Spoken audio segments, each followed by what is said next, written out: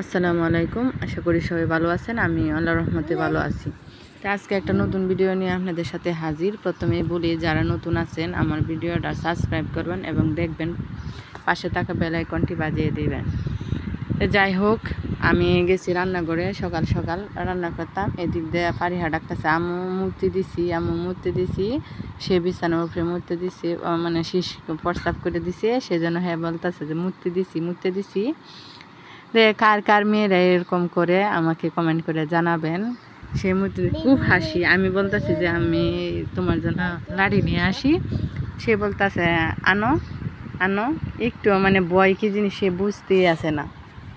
যাই হোক, বই বুঝানোর মতন বয়স এখনো হয়নি তার। আর সে চোখটিরে কেমন জানি করে, দেখেন আপনাদের সাথে শেয়ার করতেছি।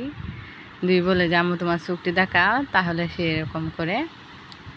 তো আজকে সারাদিন সকাল ভোর থেকে আমি কি করি এবং কি রান্না করতেছি আর কি কাজ করতেছি সেটাই আপনাদের সাথে শেয়ার করব। তো যাই হোক, আমি সকাল সকাল ঘরদোর গুছিয়ে রাখলাম। আমরা মেয়ে মানুষ সকাল সকাল উঠে চাকরি না করলেও এটা আমাদের জন্য একটা চাকরি। যে মেয়েরা পরিশ্রমী করতে পছন্দ করে, যে মেয়েরা তাদের সংসার মানে কষ্ট করে তারা উন্নতি করার চেষ্টা করে। আর যদি আল্লাহ তাআলার অশেষ রহমত থাকে তাদের উপরে, তাদের কোনো কথা নেই। সবার উপরে আল্লাহর রহমত আছে, কিন্তু কের ক্ষেত্রে অল্পতেই হয়ে যায়, কের ক্ষেত্রে বেশি পরিশ্রম এবং বেশি ধৈর্য ধরতে হয়। যাই হোক, আমি কিন্তু সেরকমভাবে কিছু বলতে পারি না। আমি চেষ্টা করতেছি, শিখতেছি যে সুন্দর করে কথা বলার জন্য, সুন্দর করে ভিডিও করার জন্য।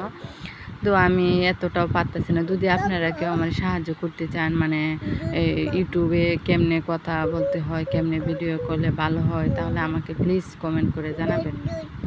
যাই হোক, আমি আমার দুটা বিছানা, একটা আমার বড় মেয়ে বাসায় নেই, সে আসলে সেই বিছানাটা থাকে, আর আমরা এই বিছানাটা কাটে থাকি। তো এই তো কাঠ বিছনা করে গর্দ ঝাড়ু দিয়ে অনেক দিন ধরে, মানে 5-6 দিন ধরে একটানা বৃষ্টি। তাই কাপড় চোপড় যেদিক দিয়ে তাকাই, যেহেতু ছোটো বাবু আছে, যেদিক দিয়ে তাকাই এদিক দিয়ে শুধু কাপড় আর কাপড়। আর এত পরিমাণের আমার অর্ডার আইতাছে যে টেইলার্সের কাজ, সেই জন্য আমি কিছুই করতে পারতাছি না, যে তাদেরকেও আমি না করতে পারতাছি না। আর সংসারের কাজ জমিয়ে একাকার হয়ে যাইতেছে। তো যাই হোক, আমি সকাল সকাল অল্প কিছু রান্না করছি। আলু দিয়ে ছোটো মাছ রান্না করছি, আর রাত্রে তরকারি আছে, এগুলাই চালাবো খাবার জন্য। আর ফারিহা বিরক্ত করতেছে, আর করব টেইলার্সের কাজে বসবো, যেহেতু অনেকগুলো অর্ডার আছে, আমাকে কালকের মধ্যে এগুলো ডেলিভারি দিয়ে শেষ করতে হবে, সেই জন্য। যাই হোক, ঘরের কাম তো শেষই হইতেছে না। কি দিব এদিকে সে বলতেছে দিব।